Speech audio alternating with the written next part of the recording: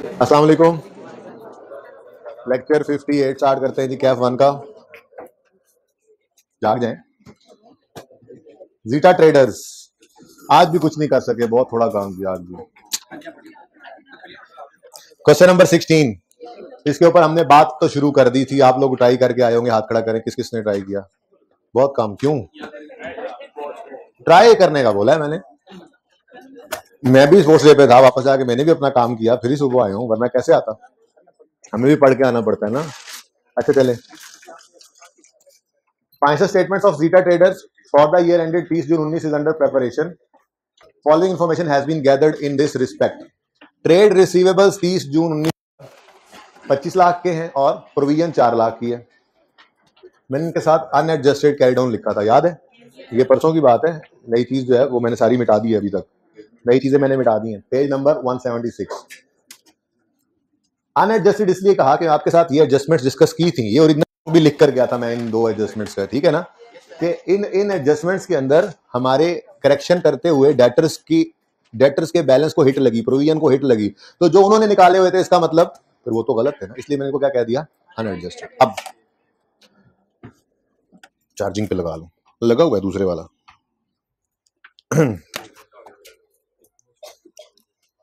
क्या हुआ जी? कहता है जी ट्रेड रिसीवर्स ये हैं और इट वाज नोटेड, पता लगा an old outstanding balance of 250। ये बात हो गई थी वैसे परसों, लेकिन फिर अब पूरा सवाल चुके कर रहे हैं, ऐसे ही होना है। आज मैंने आपको एक 17 पास 17 होमवर्क में दे दिया, उसको डिस्कस भी थोड़ा सा कर दिया, लेकिन उसको आपने जैसे करना है वो भी आपको बताऊंगा, ठीक है। फिर कल सारा सवाल जाहिर है मैंने सॉल्व भी करना है, ठीक है। आज मैंने इन्वेंट्री रिवाइज करने का सोचा था, लेकिन नहीं कर सके। वही बात, कुछ करते ही नहीं है हम लोग, रोज क्लास जाया हो जाती है ना, थोड़ा काम करते हैं। तो आज भी थोड़ा सा काम ही है बस। ये सवाल ये slow an old outstanding balance of 2.5 lakh which was written of previously. 2.5 lakh की एंट्री क्या कर दी थी प्रीवियसली हमने। राइट ऑफ की एंट्री क्या सिखाई है?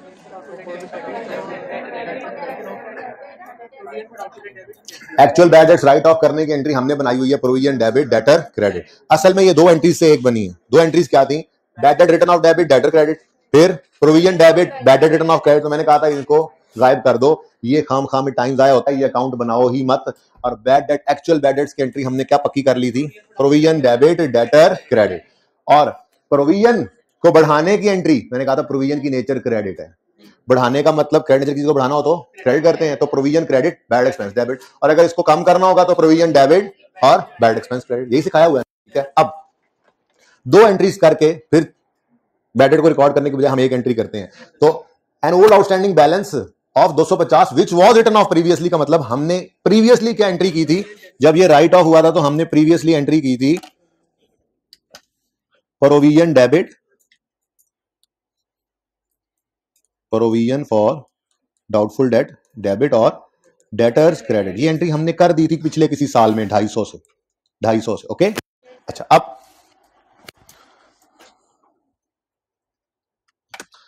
प्रीवियसली ये एंट्री की हुई थी हमने, ठीक है, और कुल वाला पढ़ दिया था ना, डेटर्स राइट ऑफ कर दिए थे। हमने कहा था भाई, हमने कहा था अब ये नहीं आने, राइट ऑफ कर दिए थे, और वो आ गया इस साल में।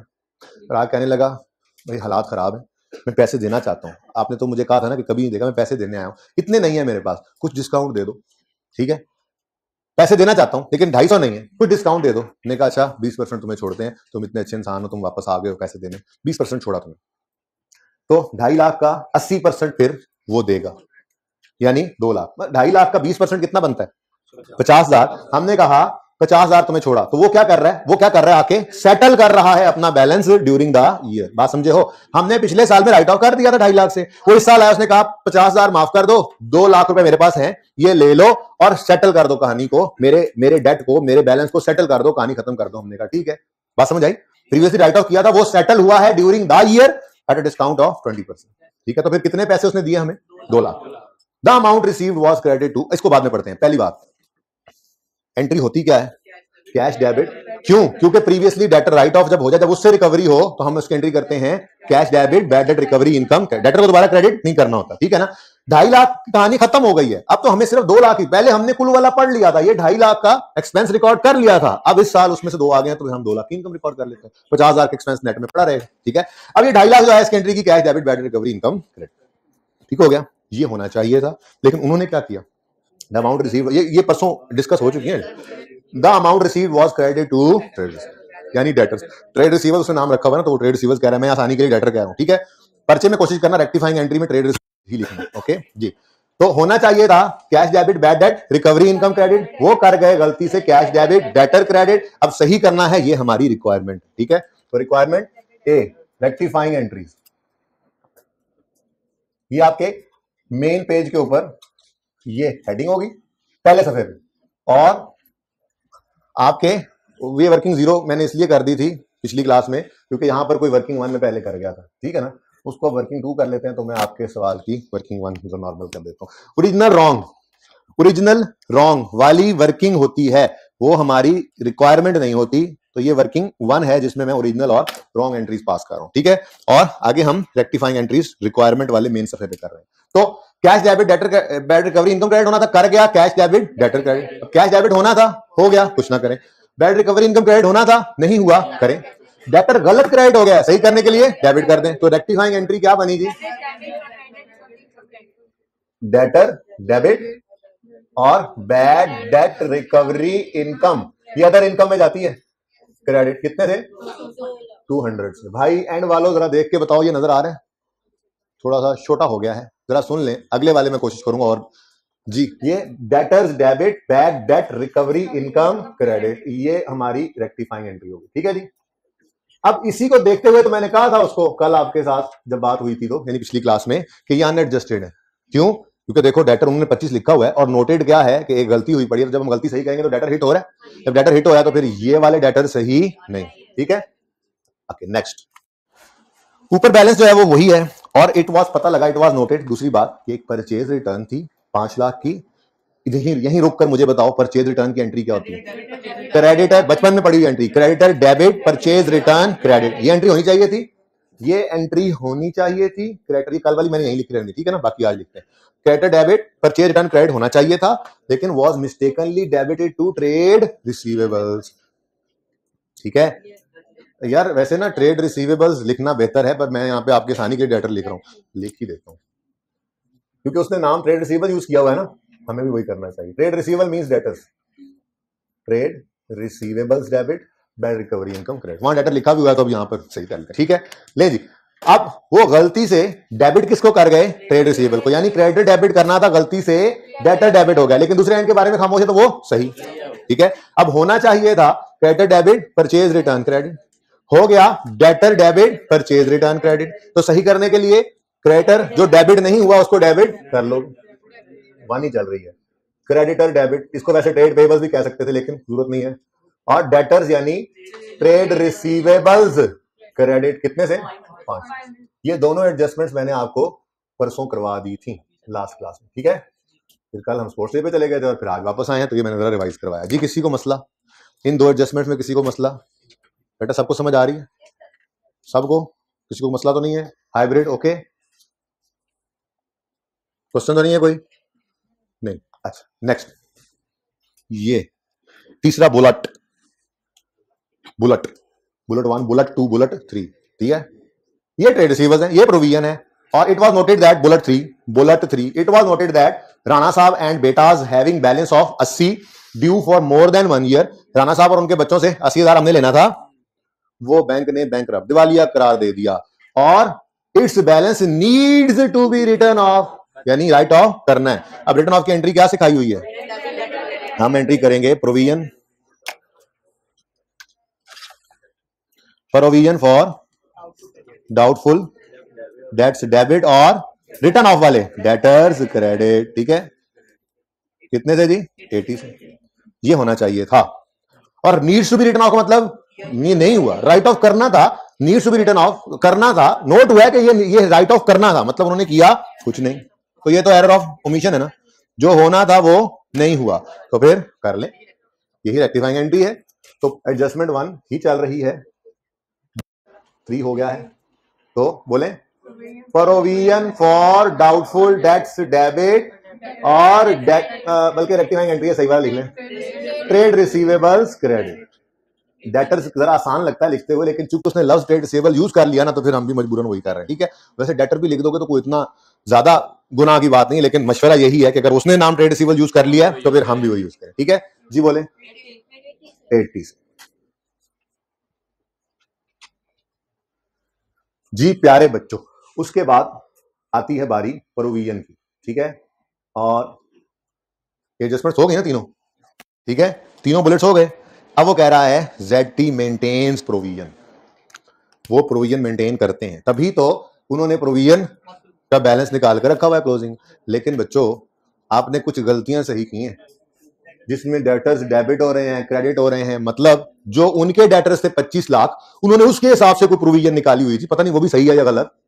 हमने अपने डेटर्स को सही करके सही प्रोविजन दोबारा निकालनी। ठीक है, तो जैसे आपको फिक्स एसेट के टॉपिक में सिखाया था, ये अनएडजस्टेड क्लोजिंग्स हैं, तो इनको रीओपन कर लेते हैं। तो वर्किंग 2 में हम एडजस्टेड ट्रेड रिसीवर्स का अकाउंट बना लेते हैं, एडजस्टेड डेटर्स, तो एडजस्टेड ट्रेड रिसीवेबल्स का अकाउंट, और जो सवाल में गिवन है वो फिर अनएडजस्टेड। क्यों अनएडजस्टेड है? एडजस्टमेंट में नजर आ रहा है कि इन्होंने हिट होना है, तो जो बैलेंस उन्होंने निकाला हुआ था बाद में उन्होंने नोट किया कि ये मसले हैं, तो फिर वो बैलेंस सही नहीं है। ठीक है, तो अनएडजस्टेड कैरी डाउन 2500, ऊपर लिखना ₹1000, ये रिक्वायरमेंट है।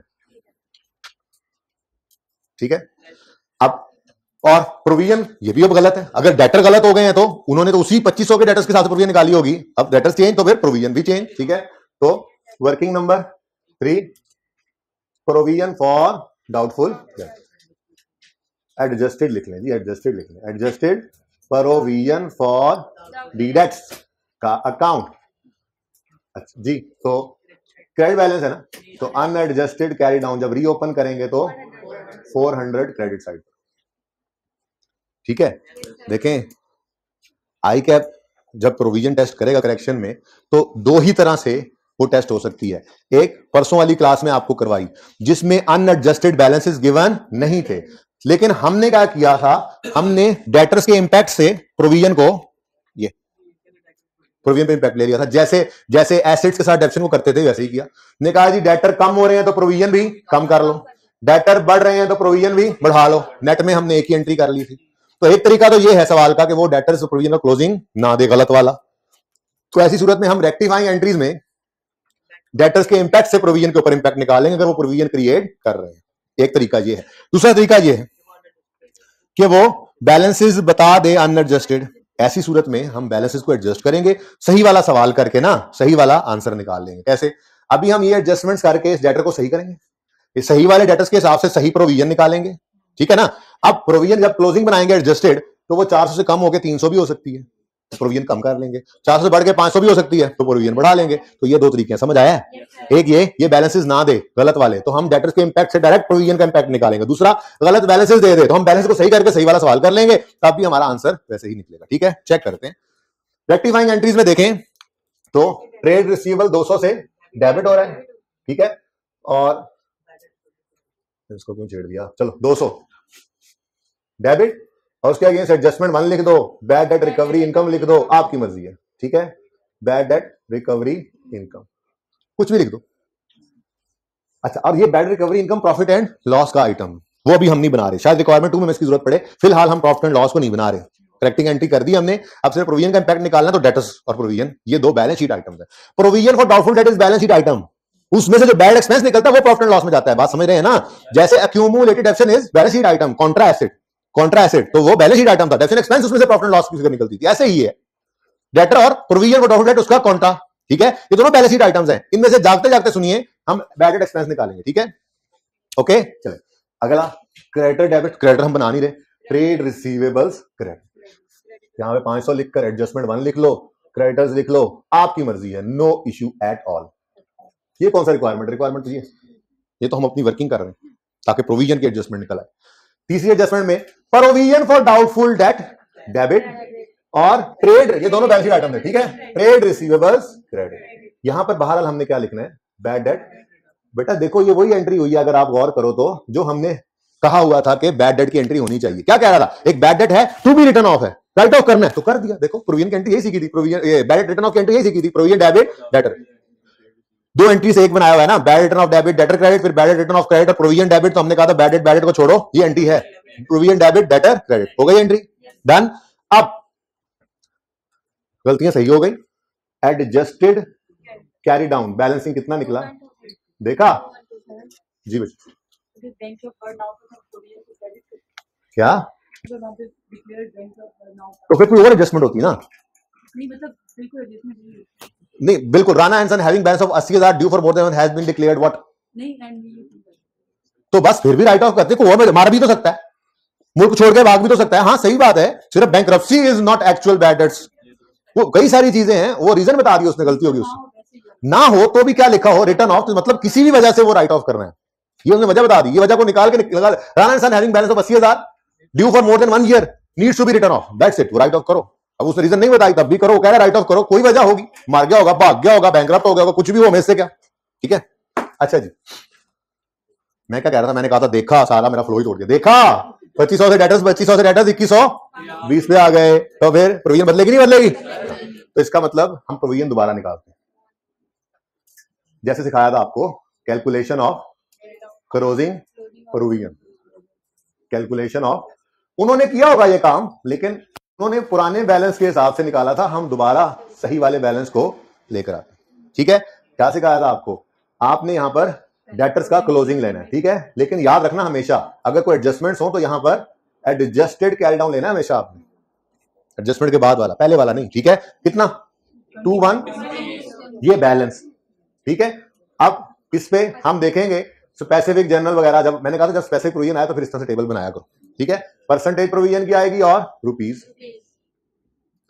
अब प्रोविजन वाली एडजस्टमेंट पढ़ते हैं, वो कहने लगा ZT मेंटेन्स प्रोविजन, अच्छा at 25% of the balance is outstanding for more than 6 months, जो 6 महीने से पुराने हो गए हैं ज्यादा, वो 25% उनके ऊपर शक है। देखें ये एज एनालिसिस कहलाता है, आपका डेटर जितना पुराना होता जाए आपको उतना शक बढ़ता जाता है उस पर, ठीक है ना। आपका डेटर जितना पुराना होता जाएगा आपको उतना शक ज्यादा बढ़ता जाएगा कि अब ये पैसे शायद ना आए, इसको एज एनालिसिस कहते हैं। तो वो कह रहे हैं कि जो मोर देन 6 months आउटस्टैंडिंग है उन पे हमने 25% लगाना है, और 30 जून 19 पे such balances are aggregated at 6 lakh, 30 June 19 पे ऐसे बैलेंसेज जो 6 महीने से ज्यादा पुराने हैं वो क्या है 6 लाख के हैं, और बाकियों पर 5%, वो 6 महीने से कम वाले होंगे।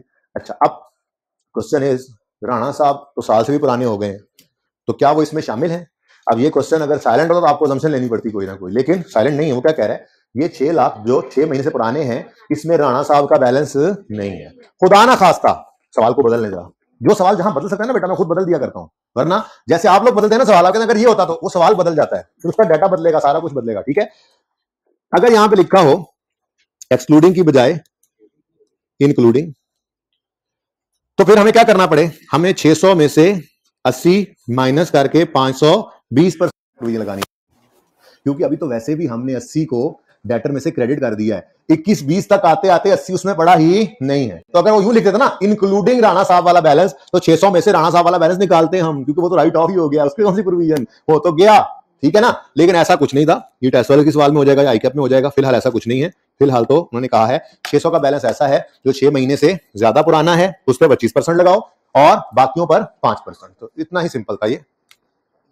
लेस स्पेसिफिक प्रोविजन क्रिएट करनी है ओल्ड आउटस्टैंडिंग बैलेंसेस पर, और वो बैलेंस टोटल कितना है 600, इस पूरे बैलेंस को माइनस करो, इस पे लगाना है 25%, 1 अगे 50, अच्छा ठीक हो गया। जो रिमेनिंग है वो कितना है 1520 पर 5% लगाएं और टोटल हो गया 226। अब देखो प्रोविजन उन्होंने 400 निकाली थी, हमारी 226 आ गई, प्रोविजन कम हो गई है। तो बैड डेट को इग्नोर करके जरा बात करो, अगर बैड डेट रिटर्न ऑफ की एंट्री इधर ना पड़ी होती तो सिंपल क्या होता, प्रोविजन कम हो रही है, प्रोविजन कम करना तो प्रोविजन की नेचर क्रेडिट है, ठीक है ना। वैसे तो मैंने आपको कहा है एक एंट्री याद रखा करो, वो कौन सी, प्रोविजन बढ़ाने की एंट्री, प्रोविजन की नेचर क्रेडिट है तो बढ़ाने पर क्रेडिट करना है, तो bad expense debit provision credit, और उलट एंट्री रिवर्सल की, provision debit bad expense credit, expense credit, expense come reversal of expense. लेकिन यहां से भी समझ आ जाता बड़ी आसानी से, 400 से प्रोविजन कम होकर 226 पे आ गई, प्रोविजन कम हुई, क्रेडिट नेचर की कम करने के लिए क्या कहते हैं डेबिट, तो प्रोविजन डेबिट और बैड एक्सपेंस क्रेडिट। लेकिन बच्चों ये सारी बातें तब है जब हम डायरेक्ट इंपैक्ट निकाल रहे हो, यहां पर हमें ये सोचने की कोई जरूरत नहीं है। लेजर बन गया ना, बैलेंसिंग फिगर अगर इस तरफ आएगी तो provision credit bad expense debit charging हो रही है, बैलेंसिंग फिगर इस तरफ आ गई तो provision debit bad expense credit reversal हो रहा है, तो सोचने की भी जरूरत नहीं है, ठीक है। तो लेके आओ इस क्लोजिंग को, एडजस्टेड कैरी डाउन को लेकर आओ वर्किंग 4 से, कितना है बेटे, डालकर भी इस तरह बैलेंस नहीं आया, कोई बात नहीं है, तो बहुत अच्छी बात है। हमारी बैलेंसिंग फिगर हमें लेजर में तो एंट्री सोचने की जरूरत नहीं पड़ती, वो लेजर ही बता देता कि किस तरफ एंट्री जानी है। बताएं जी 94, ये क्या है, इस लेजर में से आपने बैड डेट एक्सपेंस बैलेंसिंग निकाला करना है, यही सिखाया था। अब इसकी एंट्री क्या पड़ रही है, प्रोविजन डेबिट, ये पॉइंट 1 ही चल रहा है अभी तक, provision for doubtful debts debit और बैड डेट एक्सपेंस रिवर्सल हो गया, एक्सपेंस कम हुआ है, एक्सपेंस को कम, जो डेटर सही की है, प्रोविजन कैलकुलेट की, प्रोविजन उन्होंने ज्यादा निकाली हुई थी, हमने फिर कम करनी है, तो एक्सपेंस ज्यादा रिकॉर्ड हो गया होगा ना उनसे गलती से, तो वो कम कर देंगे, ठीक है। कितने से 94, ठीक हो गया बच्चों। चल, तो पता ये चला कि प्रोविजन दो तरह से टेस्ट हो सकती है। अगर वो सवाल में अनएडजस्टेड बैलेंसेस नहीं देगा तो हम डेटर के इंपैक्ट से प्रोविजन का इंपैक्ट निकाल लेंगे और प्रोविजन की एंट्री करेंगे। प्रोविजन बढ़ानी है तो provision credit, bad expense debit, कम करनी है तो प्रोविजन नेचर क्रेडिट है ना, तो डेबिट और बैड एक्सपेंस क्रेडिट। एक तरीका ये है प्रोविजन के एडजस्टमेंट टेस्ट करने का। उसका दूसरा ये है गलत बैलेंसेस दे सवाल में, गलत बैलेंसेस देगा तो हम सही वाले बैलेंसेस निकालेंगे, सही वाले बैलेंसेस की प्रोविजन निकालेंगे और लेजर से पता लग जाएगा एक्सपेंस चार्ज होना है या रिवर्स। ये दोनों चीजें हैं, एक तस्वीर उधर एक तस्वीर इधर, आमिर भाई, मतलब एक दफा उधर होके एक दफा इधर, ताकि दोनों में कंपैरिजन आ जाए। ये दो, तीसरा कोई तरीका है नहीं मेरे ख्याल से, होगा तो वो भी आप इंशाल्लाह कर लेंगे जी। AC 23 पे करवा दें, ये भी ठीक है जी बच्चों, समझ आई है।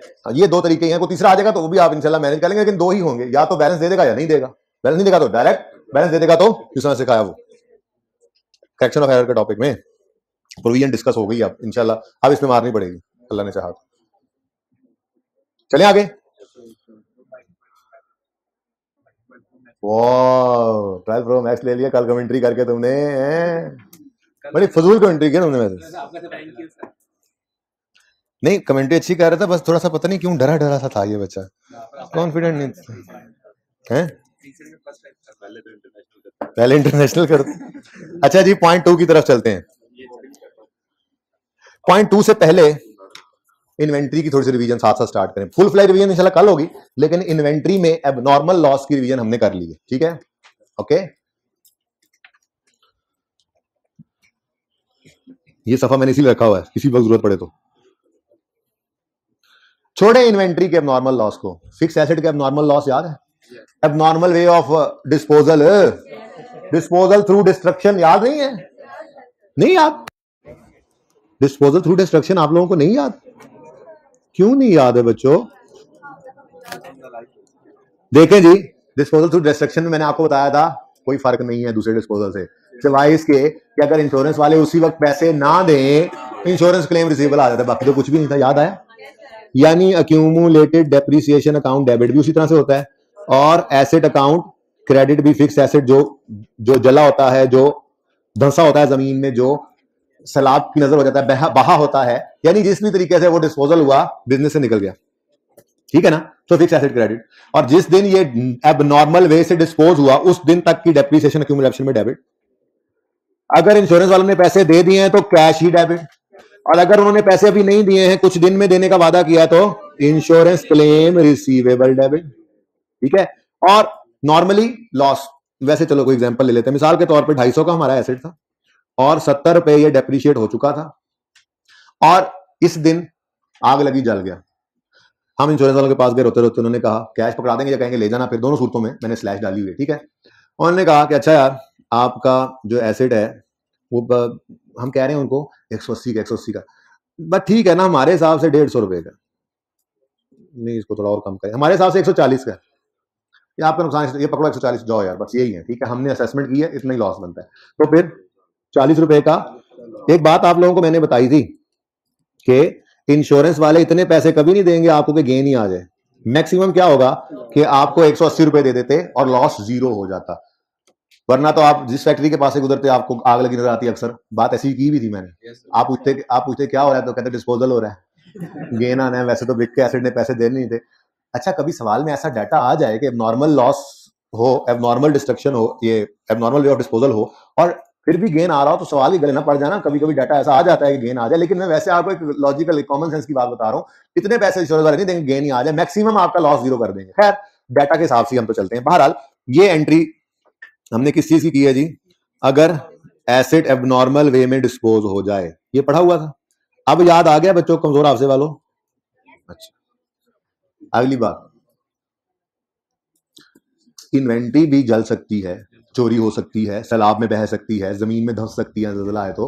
अच्छा, तो अब सबसे पहली चीज यहां पर आएगी वो है अक्यूमुलेटेड डेप्रीसिएशन। ऐसे ही है, कर नहीं हो अल्लाह के बंदो, इन्वेंट्री पढ़ के नहीं आया ये टू, खुदा का खौफ करो। स्टॉक जो है, इन्वेंट्री जो है, वो डेप्रीशिएबल एसिड नहीं है, यानी कि ये तो होगा ही नहीं। इसको मैंने लिखकर काट दिया, ये होगा ही नहीं, ठीक है जी। ये इट इज नॉट पॉसिबल कि इन्वेंट्री में कम्युलेशन हो। बाकी सारी एंट्री सेम है, बिल्कुल सेम है, बस ये देख लो फिक्स एसिड नहीं, इन्वेंट्री जली है, ठीक है।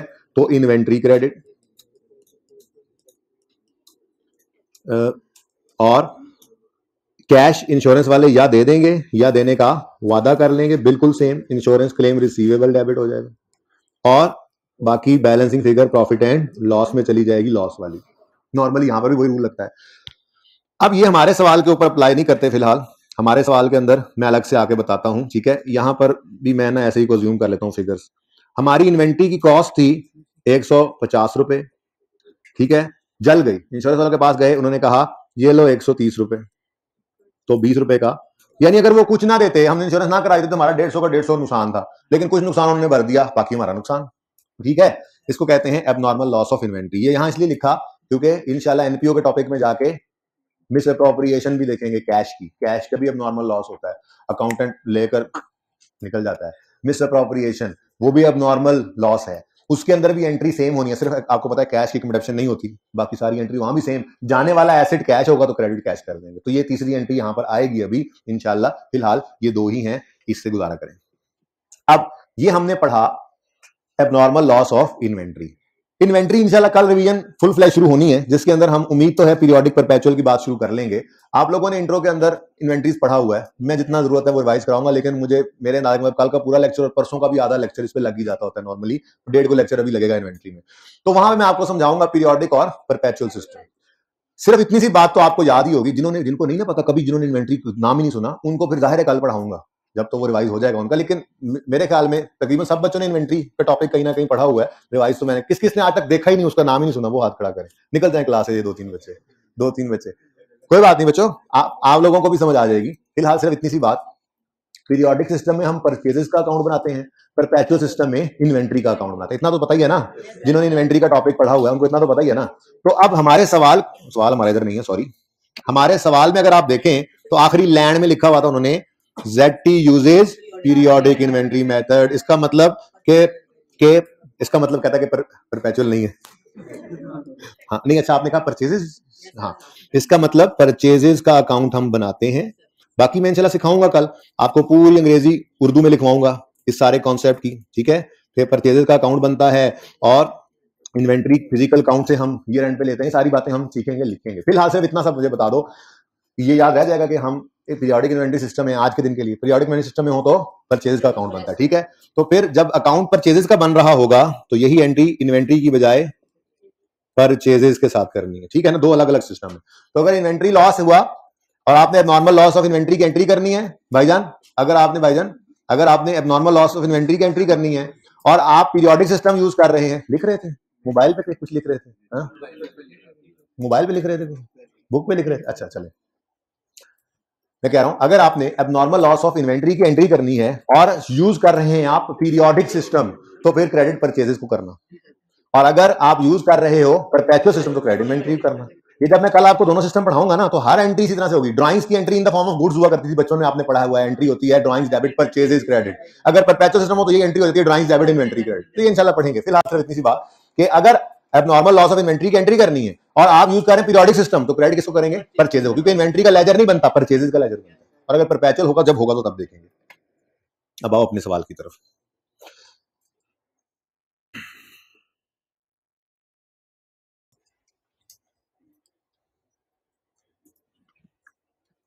अच्छा जी, जरा इस एडजस्टमेंट को पढ़ें। A check dated 25 June for 150 was received from an insurance company. The check was received in settlement of an inventory loss claim.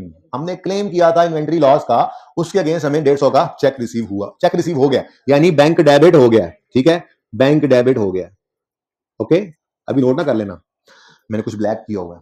अच्छा, the cheque was received in settlement of an inventory loss claim. Actual inventory loss was determined inventory credit से purchases, क्योंकि system periodic use हो रहा है तो purchases. हमारी goods कितने की थी और उसके अगेंस्ट हमें मिला कितना, तो बाकी का। ये बात समझ आती है अब? 30 रुपीज ये एंट्री होनी चाहिए थी। अब ये लिखिएगा मत प्लीज, मैं बता रहा हूं, अपनी जिम्मेदारी पे लिख रहा हूं ओरिजिनल एंट्री। ठीक है जी, तो मैं रेड मार्कर निकालने लगा था, यहां से रेड मार्कर लॉस जी। ठीक है, अच्छा अब ये एंट्री होनी चाहिए थी ओरिजिनल। ठीक है, क्या हुआ अभी उसको भी छुपा के रखो, जो नहीं हुआ अभी उसको छुपा के रखो। अच्छा जी, ये एंट्री होनी चाहिए थी। ठीक है, अच्छा अब अगली बात सुनो। बचपन से आप अकाउंटिंग पढ़ रहे हो, आपको पहले दिनों में यह बताया जाता है कि ओनर अलग है, बिजनेस अलग है, सेपरेट एंटिटी कॉन्सेप्ट। यानी जब बिजनेस शुरू करते हैं तो शुरू में ही आप एक अकाउंट बिजनेस के नाम से अलग खुलवा लेते हैं। ठीक है, ओनर का पर्सनल अकाउंट अपना होता है, बिजनेस का अकाउंट अपना होता है। ये जितनी भी आज तक आपने ट्रांजैक्शंस की जिनमें आप कहते हैं बैंक डेबिट, कैश क्रेडिट, पैसे निकले जी का bank debit, debtor credit, creditor debit, bank credit, bank debit, bank credit, bank debit, bank credit, इसका मतलब क्या होता है? बिजनेस का बैंक अकाउंट। मतलब क्या होता है जी? बिजनेस का, यानी जो पैसे बिजनेस के अकाउंट में आए या जो पैसे बिजनेस के अकाउंट से निकले उसको हम कहते हैं बैंक डेबिट। ठीक है, cheque of 25 for 1.5 lakh was received from an insurance company। अगली गल चेक करो, and deposited bye owner in his personal account. गलती कर गए, कोई गलती नहीं है भाई, उसका अपना बिजनेस है, वो पैसे निकाल सकता है, हम सिर्फ उसको रिकॉर्डिंग की मार देंगे। हमने बचपन में एक बात सीखी हुई है, ओनर से जो भी बिजनेस में आए हम उसको कैपिटल कहते हैं, और जो भी बिजनेस से निकल कर ओनर की तरफ चला जाए उसे ड्रॉइंग्स कहते हैं। ये पैसे बिजनेस के बैंक अकाउंट में नहीं आए, ओनर ये ऐसे ही है, उसको पैसे चाहिए, मिसाल के तौर पर पैसे चाहिए, मैं यहां बैंक लिख दूं और वो कहे ये 1.5 लाख तो मुझे दो, तो एंट्री क्या होगी? Drawings debit bank credit. वो ये काम नहीं किया उन्होंने, डायरेक्ट ही क्या किया उसने कहा यार ये मेरे अकाउंट में जमा करवा दो, मुझे जरूरत है। तो फिर हम क्या कहेंगे? हम इसको बैंक में डेबिट कह सकते हैं। जब बिजनेस के बैंक अकाउंट में पैसे आए नहीं तो बैंक कैसे डेबिट हो गया? तो फिर हम क्या कहेंगे? Drawings debit. ठीक है ना, यानी आप दो एंट्रीज करके फिर उसको मतलब यूं कहना चाहें तो कह लें जी कि बैंक डेबिट हुआ 150 से, परचेजेस क्रेडिट हुई 180 से, उसने कहा यार ये पैसे मुझे दे दो, ड्रॉइंग्स डेबिट बैंक क्रेडिट, ये पैसे उसने निकाल लिए। अब अल्टीमेटली हुआ क्या? बैंक डेबिट हुआ, बैंक क्रेडिट हुआ। ये काम असल होता ऐसे होना चाहिए था, पहले बैंक में पैसे आते फिर यहां से निकालता, लेकिन उसने क्या किया? डायरेक्ट उन्होंने कहा यार ये पैसे मेरे अकाउंट में करा दो। अब भाई वो मालिक है, भाई मर्जी है उसकी। अब अकाउंटेंट का या एडमिन का क्या है या मजाल क्या है कि वो कहकर नहीं साहब जी ऐसे ऐसे कैसे हो सकता है, सेपरेट एंटिटी कॉन्सेप्ट हो गया यार, मेरे पैसे में कर ड्राइंग लिख लो, आप रिकॉर्डिंग करो, मसला क्या है? बात समझे हो? तो फिर एंट्री क्या बच गई? ड्रॉइंग्स डेबिट, ये लॉस डेबिट और परचेजेस क्रेडिट। ये मैंने एंट्री इस तरह से कर दी है। ठीक है, ये मैंने छुपा लिया था ब्लैक वाला। ओके, और सही है ना? असल में लॉस की एंट्री जो होती है वो पहले आपको समझा दी, पर मसला ये हुआ कि पैसे बिजनेस के अकाउंट में आने की बजाय ओनर के पर्सनल अकाउंट में चले गए, तो एंट्री क्या होगी? क्लियर? चलें आगे, यहां तक कोई मसला? हाइब्रिड 1 हाइब्रिड 2 कोई मसला बेटा? चलें आगे। ओके, आप देखते हैं उन्होंने क्या चांद चढ़ाया। No entries have been made for loss of inventory. यार ये बड़ा अच्छा काम होता है, कुछ भी ना करो, जो होना था वो ना करो, वो हम खुद सही कर लेते हैं। मसला तब आता है जब वो गलती को अक्सर सही करने की तरफ चल पड़ता है, गलती को सही करते हुए डबल गलती कर देता है। खैर छोड़ो, हमें क्या होना चाहिए था, ये नहीं हुआ, एरर ऑफ ओमिशन है, तो फिर ये कर दें। एडजस्टमेंट नंबर 2 है ड्रॉइंग्स डेबिट 150 से प्रॉफिट एंड लॉस अकाउंट में लॉस एक डेबिट करें, बैलेंसिंग फिगर निकाली थी माना, लेकिन लिखने की जरूरत नहीं है। 30 और इन्वेंट्री या परचेजेस, पीरियोडिक सिस्टम है तो परचेजेस, अगर यही परपेचुअल सिस्टम होता तो इन्वेंट्री में क्रेडिट कर देते। ये एंट्री होना चाहिए थी, ये एंट्री नहीं हुई, इसलिए रेक्टिफाइंग एंट्रीज में एंट्री आपको नजर आ रही। क्लियर? ठीक है, इन्वेंट्री की रिवीजन शुरू हो गई है। मैंने अब नॉर्मल लॉस की एंट्री पहले आपको सिखाई, परपेचुअल भी सिखा दी, पीरियोडिक भी सिखा दी। ठीक है, ये भी 16 पे, कोई खुद बदल लो इसको, ऐसे होके बैठे हो। अच्छा ठीक है, फिर अब नॉर्मल लॉस की एंट्री यहां पे भी हमने वही लिखी थी इन्वेंट्री की, लेकिन मसला सिर्फ ये हुआ कि पैसे जो है वो ओनर के अपने अकाउंट में चले गए, तो फिर ड्रॉइंग डेबिट कर लो, कोई मसला नहीं। इसको गलत कह रहे हैं बेटा आप कि उन्होंने गलत किया है, मैं भी मानता हूं गलत किया है, लेकिन उसको गलत कह नहीं सकते, बस ड्रॉइंग्स कह ले। मैंने ये भी तो बताया आपको, इधर देखें, होना तो यूं चाहिए था, तो बैंक में पैसे आते, उसको जरूरत है निकालता, वो बार बार कर लिया उसने, तो ठीक है, फिर हमने अल्टीमेटली ड्राइंग डेबिट करनी थी, बैंक डेबिट बैंक क्रेडिट होना था, उसको रहने दो, एंट्री सही कर लो बस, ड्राइंग डेबिट, लॉस डेबिट और परचेज क्रेडिट, ठीक है। अल्लाह, बस कुछ नहीं किया आज, यही तो मसला। आप देखो दूसरी एडजस्टमेंट तक अभी तक पहुंचे हैं, लेकिन मसला होता है ना कि जब ये एडजस्टमेंट सीखी जाती है तो फिर ये रिपीट होने वाली एडजस्टमेंट्स होती हैं बेटा। तो हर सवाल में पासिंग मार्क्स यही होते हैं जो हम बातें कर रहे हैं, एक दो एडजस्टमेंट हर दफा बरकत के लिए होंगी जो समझ नहीं आएंगी, लेकिन जो बाकी हैं वो जाने ना पाए। पास होने वाले बच्चों का तो यही तरीका कार होता है, ठीक है। लो जी, पॉइंट 3, अल्लाह करे करेक्ट ना करे, अच्छा छुपा लिया है, पहले हम अपना हिसाब तो देख लेना। ले जी, opening balance of accumulation was brought forward as 280, ये रॉन्ग है भाई, इंस्टेड ऑफ, वो कह रहा है इंस्टेड ऑफ 820, तो ये ओरिजिनल है, ठीक है ना, बात समझ रहे हो। एक ओपनिंग बैलेंस गलत ब्रॉड फॉरवर्ड हो गया, एग्जांपल्स करवाई थी और एग्जांपल 2 होमवर्क में दी थी, अगले दिन सॉल्व भी कराई थी कि अगर इस तरह का कोई गलती हो जिसमें ओपनिंग बैलेंस जो ब्रॉड फॉरवर्ड है वो सही नहीं हुआ, ज्यादा हो गया कम हो गया, तो उसको सही करो और दूसरा इंपैक्ट सस्पेंस को डाल दो चुप करके। यानी हम इस गलती को सही करते हैं, ओरिजिनल क्या भाई, कोई एंट्री नहीं होनी चाहिए थी।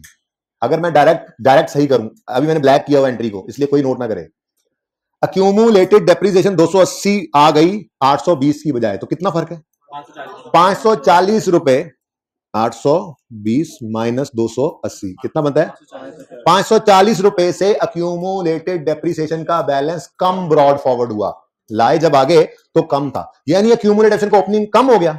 बोलो, इसको सही करने के लिए बढ़ाना चाहिए। अब अक्यूमुलेटेड डेप्रिसिएशन की नेटिव रे क्या है, क्रेडिट नेटिव रे है, अगर क्रेडिट नेटिव रे की चीज को बढ़ाना हो तो क्रेडिट करोगे, यानी कि ओरिजिनल रॉन्ग कुछ नहीं होनी थी। अभी नोट ना करना, अभी गलत है, अभी नोट ना करना, बता रहा हूं, ठीक है, क्योंकि उन्होंने कुछ कर दिया है, उन्होंने गलती को सही करने की कोशिश कर दी, अल्लाह माफ करे, दुआ किया करो कि ये ना किया करे वो, ठीक है। खैर, अगर ऐसा कुछ ना होता, इतनी सी बात लिखी होती, तो हम क्या कहते हैं, हम कहते हैं अक्यूमुलेटेड डेप्रिसिएशन को बढ़ाओ, क्रेडिट करो, अक्यूमुलेटेड डेप्रिसिएशन कितने से 500, और दूसरा इंपैक्ट किसको डाल दो, सस्पेंस को, और कहानी खत्म हो जाती।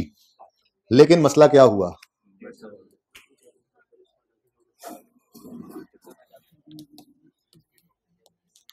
मसला क्या हुआ, द एरर, देखो ये देखो, the error was tried to be corrected, ये हुई गलती, ट्राई टू बी करेक्टेड, ये बड़ा मसला हो गया। एरर उसे सही करने की कोशिश कर दी, मतलब उसने कोई एंट्री कर दी है, हम तो चाह रहे थे कि ऐसा होता, ये तो होना ही रहा, ऐसा होता हम वो कर देते, लेकिन उसने क्या किया, try to be corrected with the difference, वहां वाला नीचे ही आ गया डिफरेंस, तो विद द डिफरेंस कितना 540, with the difference by crediting accumulated depreciation, वो ये तो हम भी कह रहे थे, ये तो उसने सही कर दिया, क्रेडिटिंग अक्यूमुलेटेड डेप्रिसिएशन, यानी उसने ये रॉन्ग एंट्री अगर मैं कहूं कि है, तो ये रॉन्ग एंट्री क्या की उसने, अक्यूमुलेटेड डेप्रिसिएशन की बात हुई है, सिर्फ अक्यूमुलेशन 540 से क्रेडिट, ये तो सही जा रहा है, हो सकता है सस्पेंस पे डेबिट करते तो हम फिर कुछ नहीं करेंगे लेकिन इतना अच्छा कहां,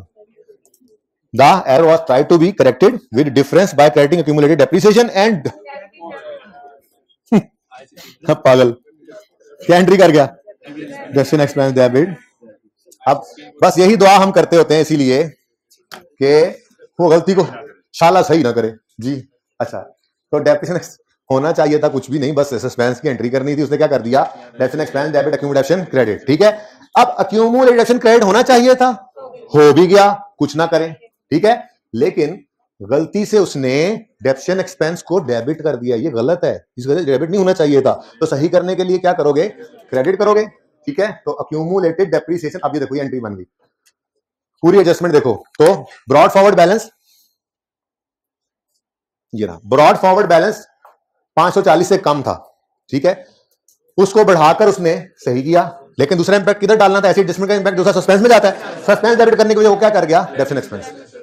अब अक्यूमुलेशन क्रेडिट होना था, गलती में ही हो गया, कुछ ना करें, डेप्शन एक्सपेंस गलत डेबिट हो गया, सही करने के लिए क्या कर लें, तो डेप्रिसिएशन एक्सपेंस को क्रेडिट कर दें 540 से, और वो सस्पेंस को डेबिट कर देंगे, ठीक है जी, सही है।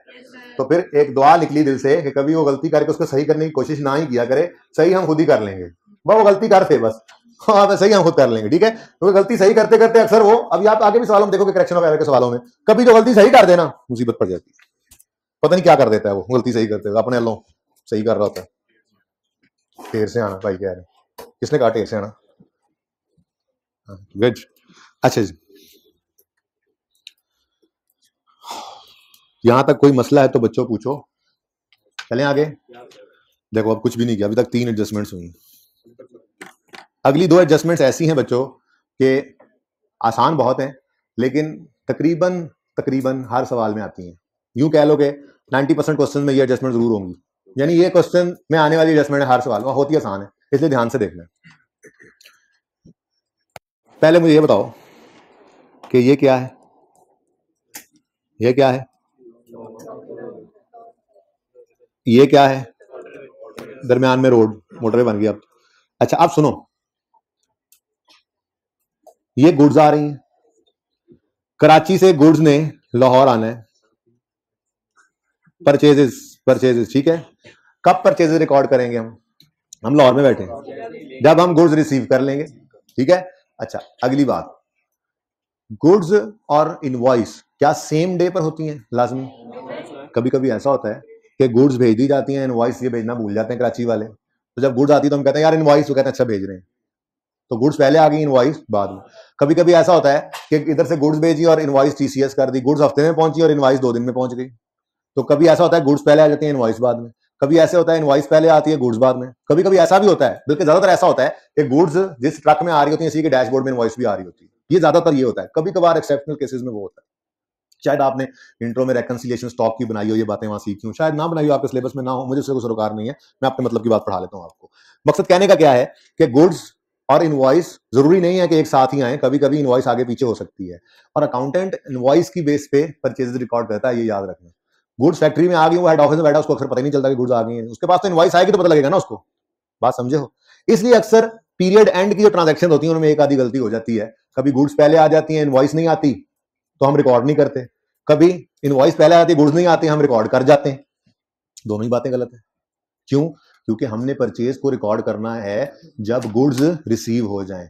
इनवॉइस का आना या ना आना इरेलेवेंट नहीं होता। गुड्स रिकॉर्ड करने का क्राइटेरिया क्या है? जब गुड्स रिसीव करो तब परचेजेस तब रिकॉर्ड करो, ठीक है ना। कैश का भी पे होना रेलेवेंट नहीं है, कभी हम कैश बाद में देते हैं, गुड्स पहले आती, कभी गुड्स आनी नहीं, आने से पहले हम कैश दे रहे होते हैं। तो हमारे लिए ना कैश का आना जाना इंपॉर्टेंट है सेल परचेज रिकॉर्ड करने के लिए, ना इनवॉइस का आना जाना इंपॉर्टेंट है सेल परचेज रिकॉर्ड करने के लिए। सेल परचेज रिकॉर्ड करने का उसूल क्या है? जब सेल कब रिकॉर्ड करो? जब गुड्स डिलीवर कर दो। परचेज कब रिकॉर्ड करो? जब गुड्स रिसीव। और ये बात ऐसी नहीं कि मैं पहली बार आपको कह रहा हूं, ये बात भी वक्त जरूरत सनद रहे और काम आए, मैंने अक्रूवल के टॉपिक में लिख ली थी, तब मैंने कहा था गुड्स को छोड़ो फिर किसी वक्त देखेंगे, वो फिर किसी वक्त यही है। Expense is recorded when it is incurred, जिस मैंने कहा था, ये देखो, व्हेन गुड्स आर रिसीव्ड और सर्विसेज आर यूज्ड अप। तो सर्विसेज वाला काम करते थे, अब गुड्स की बारी आ गई। तो भाई परचेज इज एन एक्सपेंस ना, परचेज भी तो एक्सपेंस ही होता है। तो गुड्स के आने पर जो एक्सपेंस रिकॉर्ड होता है वो क्या है? परचेज। यानी यूं कह लें परचेजेस कब रिकॉर्ड करेंगे? जब गुड्स को रिसीव। अच्छा सेल्स कब रिकॉर्ड करेंगे? अल्लाह का वो भी लिखा हो, when go income is recorded when it is earn. Goods के केस में कब अर्न कर लेते हैं? जब डिलीवर कर दें। तो गुड्स का आना जाना इंपॉर्टेंट, ठीक है। इनवॉइस का आना जाना, कैश का आना जाना हमारे लिए रेलेवेंट नहीं होता, ठीक है ना। लेकिन अगली बात आपको बता दी है कि अकाउंटेंट बेचारा अक्सर जो है वो, चूंकि इनवॉइस आती है तो उसे पता लगता है कि सेल हो गई, तो इनवॉइस की बेस पे रिकॉर्डिंग कर रहा होता है। अब सारे साल के सारे पीरियड के दौरान की जो एडजस्टमेंट्स होती है ना, उनमें इतना मसला कोई नहीं आता। ये डिस्काउंट भी रिवाइज करा दिया, मुझे याद आया बच्चों को, चलो बाद में मिटाते हैं। अच्छा यहां पे आ जाए और वापस चलें जी। मैं ये कह रहा था कि नॉर्मली क्या होता है, नॉर्मली साल के दौरान अगर कोई प्लस माइनस होती भी है गुड्स और इनवॉइस, तो वो साल पूरा चुके होता है, तो पीरियड के दौरान में अगर कभी आगे पीछे हो भी जाए तो खैर है, हमारे साल के दौरान गुड्स भी आ जाती है, इनवॉइस भी आ जाती है, नॉर्मली तो साथ ही आती है। कभी कभी ऐसा होता है कि ईयर एंड के ऊपर आके मसला हो जाता है, जैसे ईयर एंड है हमारा, सवाल में कितना क्या ईयर एंड मिसाल के तौर पे, सवाल के तौर पे 30 जून 2019। अब दो सिचुएशन हो सकती हैं, या गुड्स यहां आ जाए, गुड्स रिसीव हो गई, और मिसाल के तौर पे इनवॉइस जो है वो 2-3 दिन बाद रिसीव हुई। अब अकाउंटेंट ने चूंकि इनवॉइस रिसीव नहीं हुई तो गुड्स रिकॉर्ड नहीं की। मुझे बताएं क्या हमारी परचेजेस हैं ये? क्यों? क्योंकि गुड्स हमारे पीरियड में रिसीव हो गई हैं, इनवॉइस आए या ना आए रेलेवेंट नहीं है। ऐसे ही एक और सिचुएशन हो सकती है, वो ये कि इनवॉइस उन्होंने टीसीएस की थी तो इनवॉइस पहले आ गई, लेकिन गुड्स अभी रास्ते में थी और गुड्स जाकर 5-6 जुलाई को रिसीव हुई। अब मुझे बताएं क्या ये हमारी परचेजेस हैं, लेकिन हो सकता है अकाउंटेंट इनवॉइस की बेस पे से रिकॉर्ड कर गया हो। तो हमारे लिए याद रखना इनवॉइस का आना जाना या अकाउंटेंट की रिकॉर्डिंग जिसको कह देते हैं, वो सवाल में यूं लिखा होता है इनवॉइस आई, नॉर्मली लिखा होता है अकाउंटेंट ने रिकॉर्ड कर लिया, उसकी रिकॉर्डिंग रेलेवेंट है। ज्यादा इंपॉर्टेंट बात क्या है, उसकी रिकॉर्डिंग रेलेवेंट नहीं है। इंपॉर्टेंट बात यह है कि गुड्स किस वक्त में आई।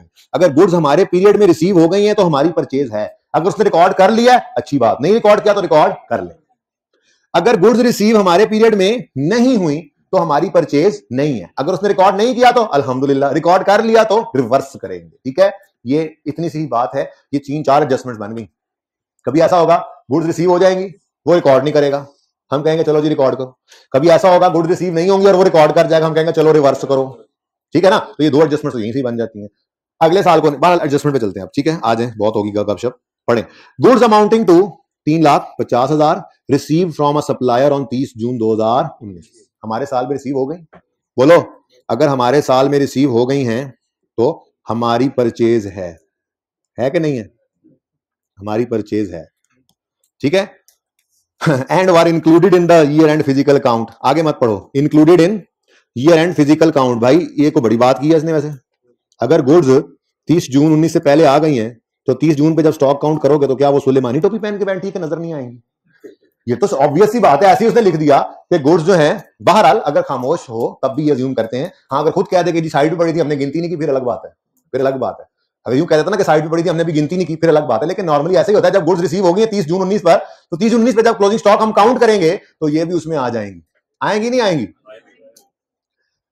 वो कहता है 350 की चीजें हमारी 30 जून 19 पर रिसीव हो गई।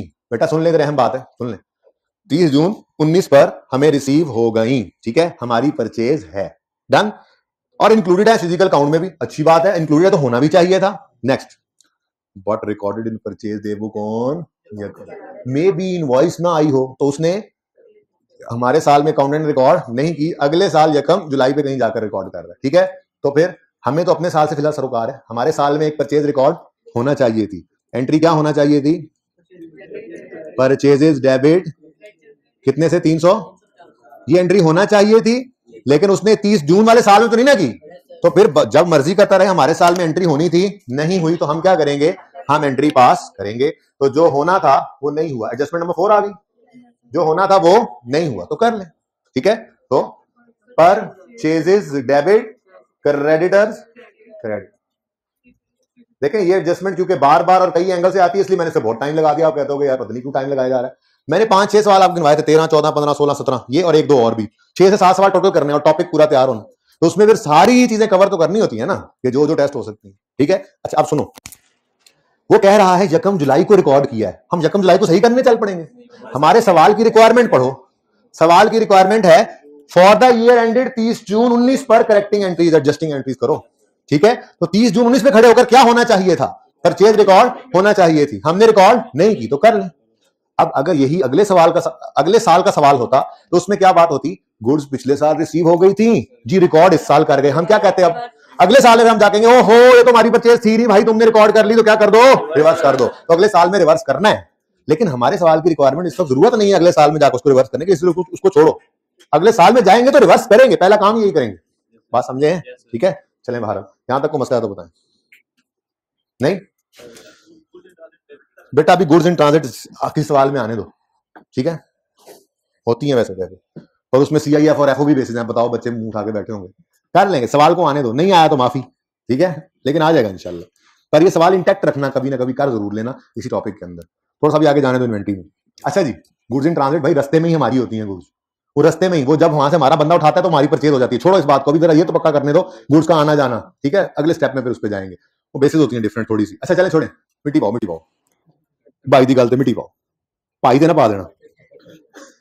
अच्छा सुने, आखिरी एडजस्टमेंट, ये भी बड़ी इंपॉर्टेंट एडजस्टमेंट है इस वजह से कि एक तो इस एडजस्टमेंट में जो मैंने आपको शॉर्टकट सिखा देना है वो हम हमेशा यूज करेंगे, और तकरीबन हर सवाल में ये भी एडजस्टमेंट लाजमी होती है, तकरीबन हर सवाल में। अब सुने जी, कहां सवाल आ रहा है?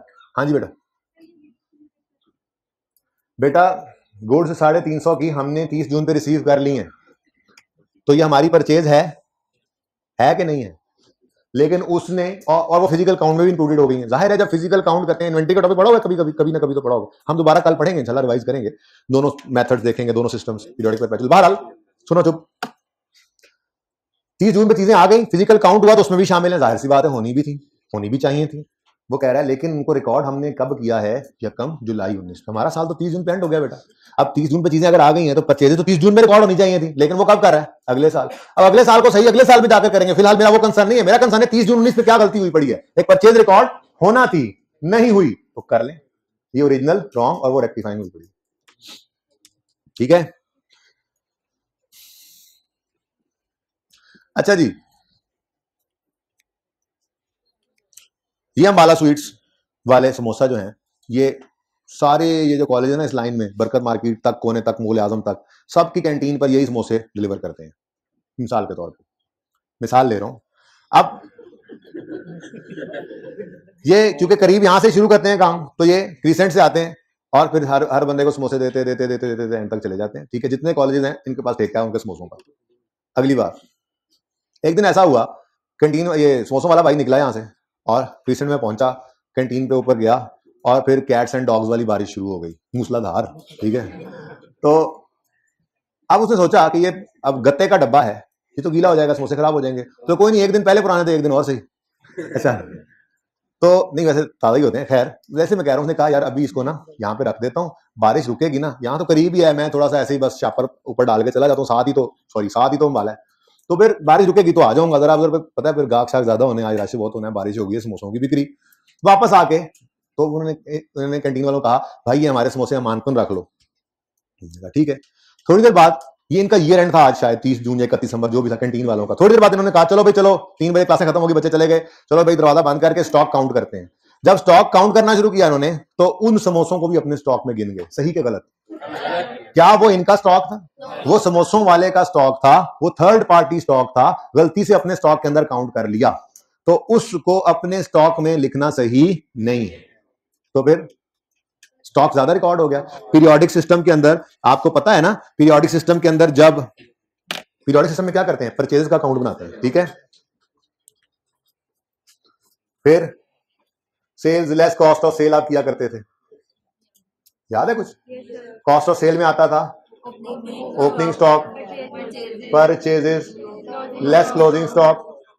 मैं अज्यूम कर रहा हूं ओपनिंग स्टॉक को 0, purchases 150, closing stock 15, cost of sale कितनी आई? 135।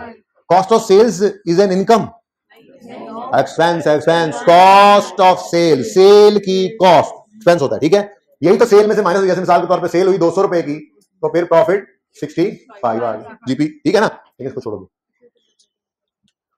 अच्छा, अब क्लोजिंग स्टॉक पीरियोडिक सिस्टम में काउंट किया जाता है सारा साल। एंट्री जब भी गुड्स खरीदते हैं ना, कल सिखाऊंगा, कल रिवाइज कराऊंगा पीरियोडिक परपेचुअल, तो पीरियोडिक सिस्टम में जब भी गुड्स खरीदते हैं एंट्री करते हैं परचेज डेबिट, क्रेडिटर क्रेडिट, और दूसरे सिस्टम में इन्वेंट्री डेबिट होता है, लेकिन वो तभी सिखाऊंगा। बहरहाल सारा साल एंट्री करते हैं purchase debit, purchase debit, purchase debit, purchase debit, ये एंड आता है। अब सारी परचेज बिक तो नहीं गई होती कि उसको कॉस्ट ऑफ सेल कहें, तो ये एंड पे फिजिकल काउंट करते हैं, ये 1 2 3 4 5 6 गंदे चंगे सारे अंडे। ठीक है, ये इतना स्टॉक मेरे पास पड़ा है। ठीक है, ये स्टॉक मेरा क्लोजिंग स्टॉक है, कल इंशाल्लाह उसको वैल्यू करना सिखाऊंगा। ठीक है, उसकी एक एंट्री हुआ करती है स्टॉक बैलेंस शीट में डेबिट, जाके बैठे सब, स्टॉक बैलेंस शीट में डेबिट और कॉस्ट ऑफ सेल क्रेडिट। ये क्रेडिट तो हो रहा है, कॉस्ट ऑफ सेल माइनस कम, एक्सपेंस कम हो रहा है। ठीक है, अच्छा चले, ये एंट्री करते हैं हम पीरियोडिक सिस्टम में फिजिकल काउंट करके। ठीक है, अब हुआ क्या, हमने इस 15 रुपए में 5 रुपए का स्टॉक किसी और का काउंट कर दिया, अब हमारा स्टॉक ज्यादा हो गया। अगर मैं इसको सही करूंगा तो स्टॉक को क्या करना है, कम करना है, स्टॉक को कम करना है, बाकी चीजों को सेम रखते हुए मैं स्टॉक को कम करता हूं, 10 पे लाता हूं। मुझे बताओ, स्टॉक कम होने से कॉस्ट ऑफ सेल 140 पे चली गई। असल में ना आपको पढ़ाऊंगा, स्टॉक और प्रॉफिट का रिलेशन डायरेक्ट है। स्टॉक कम हो क्लोजिंग स्टॉक और प्रॉफिट का रिलेशन डायरेक्ट है। क्लोजिंग स्टॉक कम हो प्रॉफिट कम हो जाए, क्लोजिंग स्टॉक बढ़ जाए प्रॉफिट बढ़ता है। उसके पीछे वजह ये है, closing stock cost of sale में से माइनस होने वाली फिगर है। ये फिगर कम करोगे, माइनस होने फिगर कम करोगे तो कॉस्ट बढ़ जाएगी, कॉस्ट बढ़ने से प्रॉफिट कम होता है। लेकिन फिलहाल प्रॉफिट को नहीं सोचना, फिलहाल सिंपल बात याद रखनी है कि क्लोजिंग स्टॉक और प्रॉफिट डायरेक्टली रिलेटेड है। आपने स्टॉक को बढ़ाया, इनवर्सली रिलेटेड, स्टॉक को कम किया तो कॉस्ट ऑफ सेल बढ़ गई। और अगर आपने स्टॉक को बढ़ाया किसी वक्त में, इस तरह से सोच लें 10 से 15 करेंगे तो कॉस्ट ऑफ सेल कम हो जाएगी, ठीक है ना, सिंपल सी बात है। बल्कि इससे भी सिंपल शॉर्टकट इससे भी सिंपल करवाऊंगा, लेकिन फिलहाल इतनी सी बात याद रखिए कि कॉस्ट ऑफ सेल और क्लोजिंग स्टॉक का रिलेशन इनवर्स है। क्लोजिंग स्टॉक अगर बढ़ेगा तो कॉस्ट ऑफ सेल कम हो जाएगी। ये नजर आ रहा है? नहीं, ये नहीं नजर आ रहा, ये नजर आ रहा है। कॉस्ट ऑफ सेल यूं मैंने इस तरह सिखाया ना आपको, ये कॉस्ट ऑफ सेल कम होगी, सॉरी क्लोजिंग स्टॉक कम होगा तो कॉस्ट ऑफ सेल बढ़ जाएगी, ये लिखा हुआ है, एंड वाइस वर्सा। फिलहाल सिर्फ इतना याद रख लें, ये इंशाल्लाह बहुत प्रैक्टिस करनी है। आईएस 8 के अंदर जाके प्रॉफिट के साथ रिलेशन ही देखा करते हैं हम, बहुत बहुत प्रैक्टिस होगी। फिलहाल सिर्फ इतनी सी बात जो सामने प्रूवन है नजर आ रही है, ठीक है, कि अगर आप क्लोजिंग स्टॉक को कम करेंगे तो कॉस्ट ऑफ सेल बढ़ जाएगी, ठीक है। इसी तरह से अगर आप क्लोजिंग स्टॉक को कभी बढ़ा लें, एग्जाम्पल ये भी बना लेते हैं इधर, वो जो sale less cost of sale होती है, मैं अलग इसलिए कर रहा हूं कि वहां से कंफ्यूज ना हो। कॉस्ट ऑफ सेल में opening stock purchases less closing stock, ऐसे ही होता है। कोई अज्यूम कर लें डाटा, ओपनिंग स्टॉक 0 ही रखें, परचेजेस थी 300 रुपए की, क्लोजिंग स्टॉक है 150 का, इतना ज्यादा स्टॉक बेच के लेते कुछ, तो कॉस्ट ऑफ सेल कितनी आ गई 150। अब क्लोजिंग स्टॉक को हम कम करते हैं बाकी चीजों को सेम रखते हुए। क्लोजिंग स्टॉक मैंने 125 किया, क्लोजिंग स्टॉक मैंने कम किया तो कॉस्ट ऑफ सेल कितने से 25 से, जितनी अमाउंट से वो कम हुआ।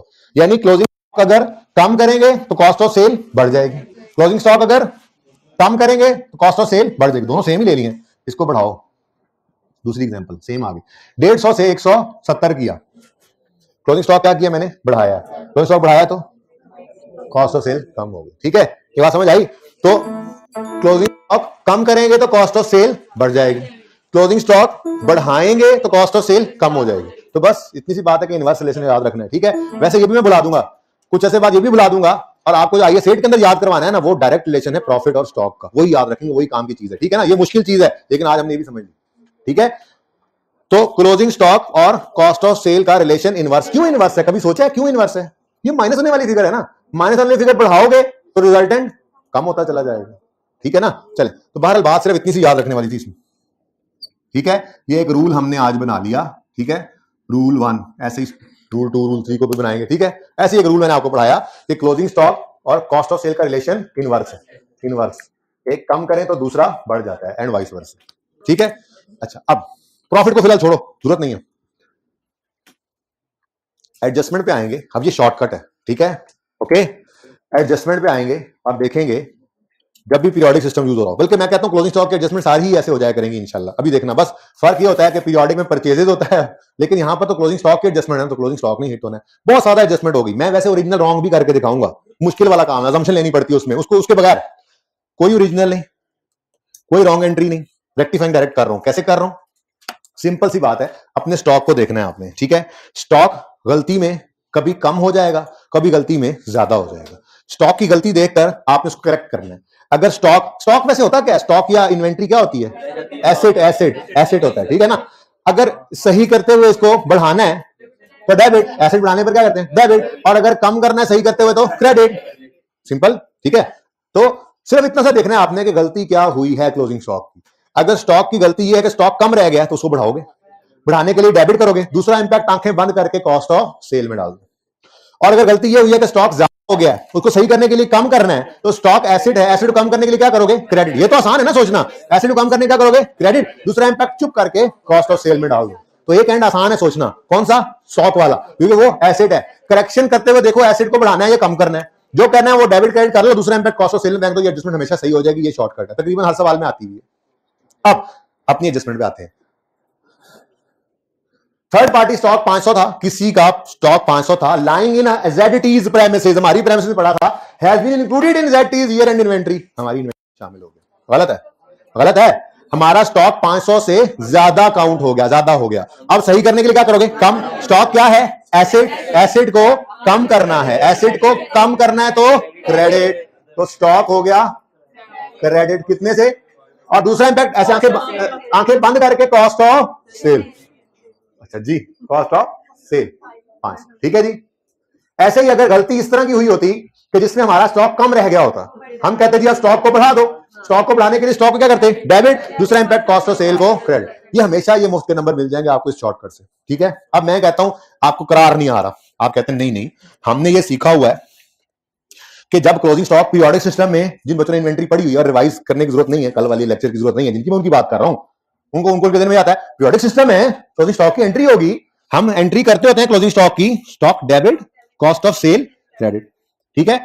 फिर मैंने कहा अच्छा, अगर आपने ये एंट्री करनी थी जितनी अमाउंट से और वो नहीं कि उतनी अमाउंट से, तो इस तरह से सोचना चाह रहे हैं, तो फिर मजबूरन, क्योंकि स्टॉक की ओरिजिनल फिगर गिवन नहीं है, आप अज्यूम करें कि क्लोजिंग स्टॉक असल में था हमारा 10,000 हमारा, ठीक है, 500 किसी और का बीच में ऐड हो गया, तो फिर एंट्री होनी चाहिए थी 10,000 से stock debit cost of sale credit, ऐसे ही है, लेकिन कर गए आप 10,500 से stock debit cost of sale credit, ठीक है। अब सही करना है तो स्टॉक 10,000 से डेबिट होना था, एक मिनट, ये स्टॉक डेबिट होना था 10,000 से, हो गया 10,500, सही करने के लिए 500 से क्रेडिट करो, कॉस्ट ऑफ सेल क्रेडिट होना 10,000 से, हो गया 10,500 से, तो कम करने के लिए डेबिट कर दो। इस तरह दूसरी एडजस्टमेंट चलती है, लेकिन पागल थोड़ी ही ये काम करें, जब अल्टीमेटली उसी नतीजे पहुंचे हैं तो ये अजम्पशन क्यों ले, या तो वो स्टॉक बता देता, मैं तो कहता हूं स्टॉक बताया भी हो तो एडजस्टमेंट में आपको यही शॉर्टकट बताऊंगा, कर लो, कि स्टॉक को जरा देखो, सबसे आसान एडजस्टमेंट है और हर सवाल में आती है, स्टॉक को देखो, बढ़ाना है तो डेबिट, दूसरा impact cost of sale, stock को देखो, कम करना है तो क्रेडिट, दूसरा इंपैक्ट कॉस्ट ऑफ सेल, ठीक है। तो खबरदार किसी ने ये नोट किया, नहीं नोट करना, नहीं नोट करना, ऑनलाइन वालों ने भी नहीं नोट करना, ये कुछ नहीं करें, स्टॉक की एडजस्टमेंट है, डायरेक्ट देखें कम हो रहा है या, ठीक है, और ये देखें, ठीक है, तकरीबन ले लें जी पिक्चर, ओरिजिनल रॉन्ग, ये वर्किंग 0 है, और रेक्टिफाइंग, अच्छा वर्किंग 1 आपकी क्लास में, रेक्टिफाइंग एंट्रीज आपके सामने रिक्वायरमेंट आ रही है, ठीक है।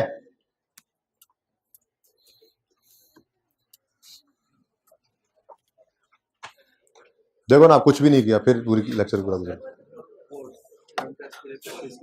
बताऊंगा, फिलहाल टाइम नहीं है। अच्छा जी, आप इधर आए, ये रिक्वायरमेंट आज लिखूंगा तो आपको लिखवाऊंगा ना यार, ऐसे थोड़ी है कि ख्वाब थोड़ी, आज मैं देखूंगा बैठ के कौन कौन से कर लो, जरा अच्छी रिवीजन, तो आज लाजमी लिखता हूँ, जरा साकिब को बुला दें, याद करवाना उसको, मैं भी कह देता हूँ, उन्हें कहना आज घर जाने ही ना दे मुझे जब तक मैं क्वेश्चन ना बता दूं। अरे सुने,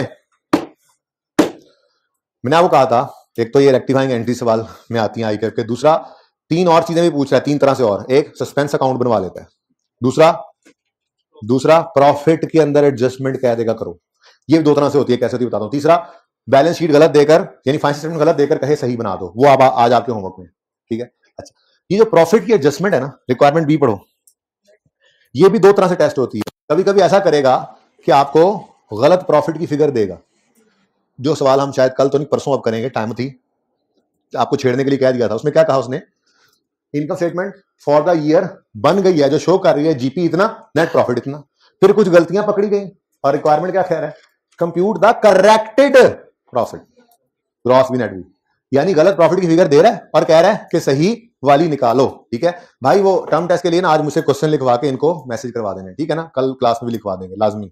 अच्छा, तो गलत प्रॉफिट देकर, ये लिख लो, मुझे घर जाने नहीं देना जब तक ये काम ना करूं, मैंने उनसे कहा है, गलत प्रॉफिट देकर कहे सही वाला प्रॉफिट निकाल दो, ठीक है, या गलत प्रॉफिट ना दे, जैसे हमारा ये सवाल है, और इसमें क्या कह रहा है, सिर्फ नेट इंपैक्ट निकाल दो। अब जो होता है ना, गलत प्रॉफिट देकर कहता है सही निकाल दो, हम ऊपर लिखते हैं unadjusted profit, plus profit, less profit, plus minus वगैरह करके हम सही प्रॉफिट की फिगर निकाल के उसको दे देते हैं। ये सूरत जब होती है, ये तो उससे भी आसान है, प्रॉफिट की फिगर ही नहीं है, आप देखो plus profit minus profit, profit को कौन सी बढ़ा रही है, कौन सी कम कर रही है, कौन सी बढ़ा रही है, कौन सी कम कर रही है, और नेट में आकर एंड में बता दो नेट में प्रॉफिट बढ़ा या कम हुआ। ये बहुत आसान है मुश्किल नहीं है, ठीक है। आपने क्या करना है, आपने अब रेक्टिफाइंग एंट्री जो हुई पड़ी है, इनसे ही आपने अपनी रिक्वायरमेंट बी करनी। रिक्वायरमेंट बी क्या है, नेट इंपैक्ट ऑन प्रॉफिट या लॉस, ठीक है, ये नेट इंपैक्ट आपने निकालना है।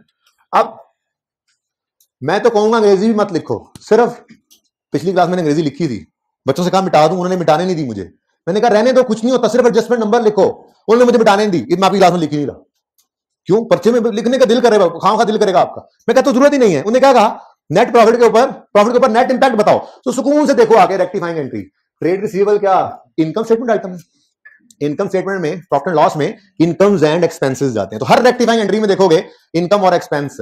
रूल बहुत सिंपल है, रूल बड़ा सिंपल है, अगर इनकम बढ़े तो प्रॉफिट बढ़ जाता है, और अगर इनकम कम हो तो प्रॉफिट भी।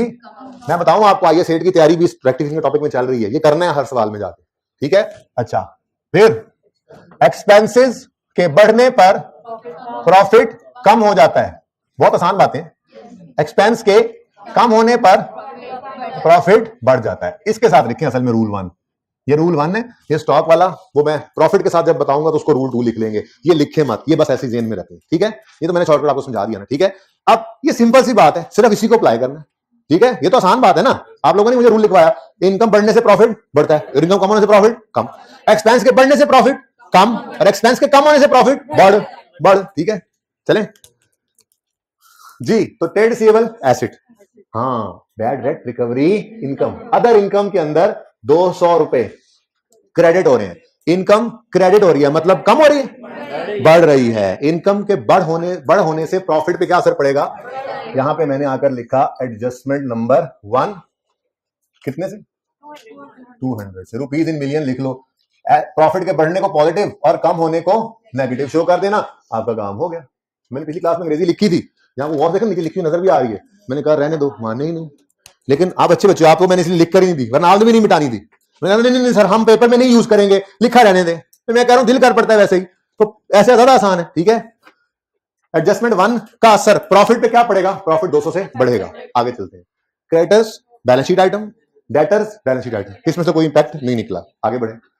Provision is a balance sheet item, provision को ना ले आना प्रॉफिट एंड लॉस में, जैसे एसेट और अक्यूमुलेटेड डेप्रिसिएशन, जैसे डेटर और प्रोविजन। एक्यूमुलेशन में से डेप्रिसिएशन एक्सपेंस निकलता है, वो प्रॉफिट एंड लॉस आइटम है, और प्रोविजन और टोटल डेट में से बैड डेट एक्सपेंस की फिगर निकलती है, वो प्रॉफिट एंड लॉस की फिगर, ठीक है।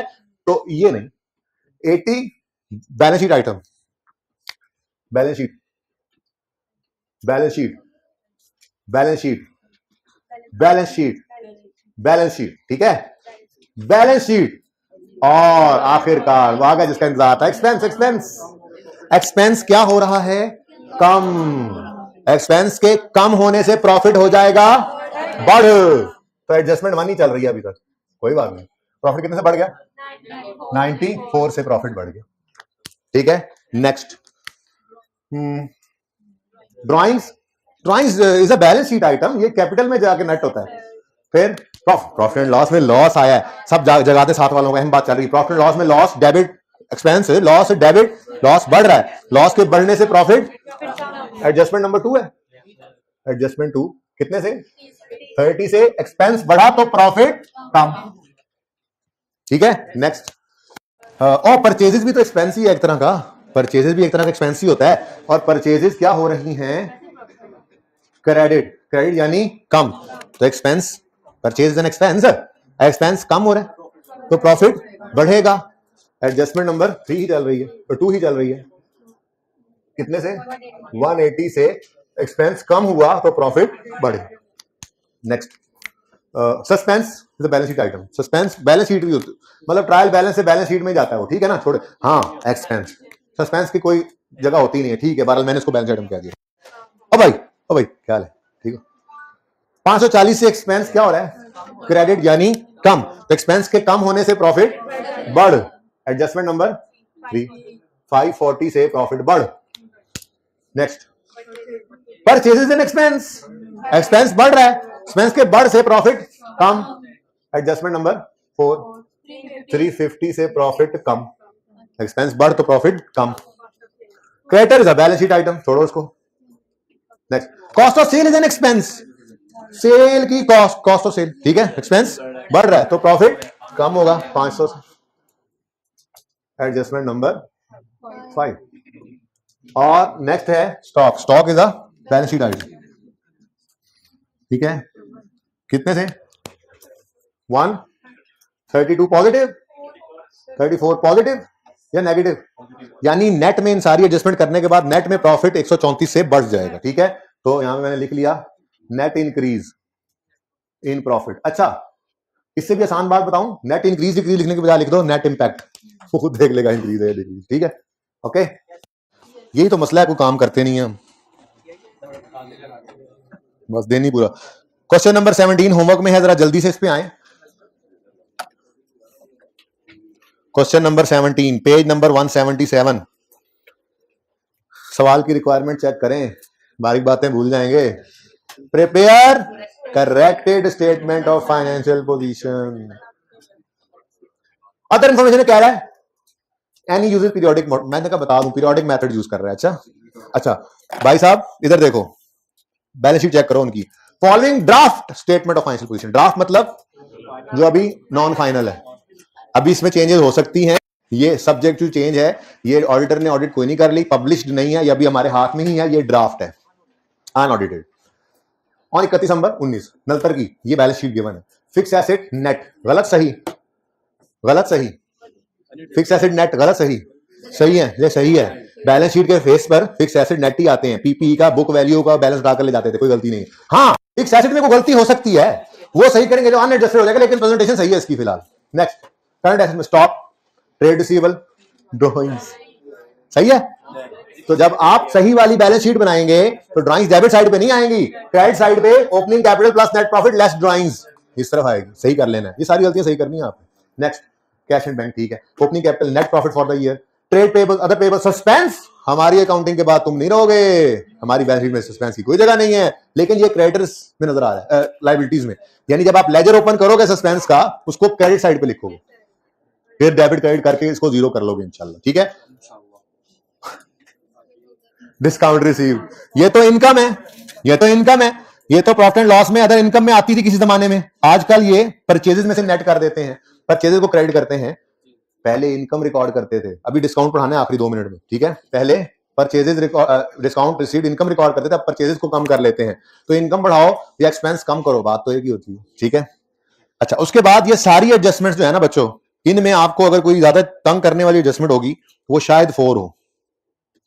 बाकी देखो पहली में यही बात अभी लिखी हमने, गुड्स आ गई हैं लेकिन परचेज डे बुक में अगले साल रिकॉर्ड हो रही है। अभी एडजस्टमेंट देखी, मैंने कहा तकरीबन हर सवाल में ऐसी एडजस्टमेंट होगी। ईयर एंड की स्टॉक शीट में थर्ड पार्टी का स्टॉक शामिल हो गया, हर सवाल में ये एडजस्टमेंट मुफ्त के नंबर मिला करेंगे आपको। गुड्स उधार पे बेची है ट्रेड डिस्काउंट पर, लेकिन ग्रॉस पर रिकॉर्ड कर लिया, गलती है, आप सही कर लोगे, ये थोड़ी एडजस्टमेंट तंग करेगी। फिर डिसऑनर्ड चेक, कोई ऐसी नई चीज नहीं है, आप ओरिजिनल वाली बात देखो, डेटर से चेक आया तो उसकी एंट्री होती है bank debit debtor credit, dishonour हो गया तो उसको उल्टा दो, कर लोगे। Operating expenses include insurance premium, accrual के एडजस्टमेंट है, कर लोगे। सवाल मैंने ये भी कल करवाना है सारा, लेकिन ये आप करके आएंगे इंशाल्लाह। अपग्रेड किया है हमने, लेकिन गलती से उसको रिपेयर मेंटेनेंस बना लिया, कैपिटल एक्सपेंडिचर जो है गलती से रेवेन्यू कर लिया। टोटल ऑफ डे बुक है, ये भी हो जाएगी आपकी एडजस्टमेंट। ये मैंने बताया था, अगर डे बुक्स का टोटल गलत कंट्रोल अकाउंट में जाए तो वो भी सस्पेंस को हिट करता है, कर लोगे ये एडजस्टमेंट आप। लेकिन इंपॉर्टेंट थिंग इज 17 इंटू 1.8 करोगे, 31 मिनट तकरीबन बनते हैं। पूरी ईमानदारी से इन 31 मिनटों में सोल्यूशन को खुद पे हराम रखना। मैंने सोल्यूशन में ना ओरिजिनल रॉन्ग रेक्टिफाइंग एंट्रीज की हैं जो सवाल में रिक्वायर्ड नहीं थी, आईके को सोल्यूशन में नहीं थी, आपके लिए की हुई है, लेकिन वो 31 मिनट तक नहीं देखनी।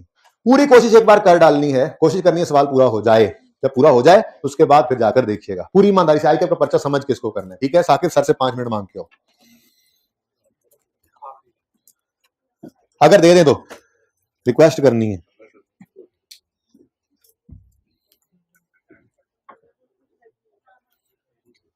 आज कुछ देखो ना, किया ही नहीं, टाइम पढ़ने नहीं देते वो लोग, पढ़े ना वो तो इतना इतना काम हो, हमें सांस लेने का टाइम भी ना मिले, या गपशप जो हम लगाते हैं ना, उनके चक्कर में आपको भी स्लो होना पड़ गया। देखो पेज 479,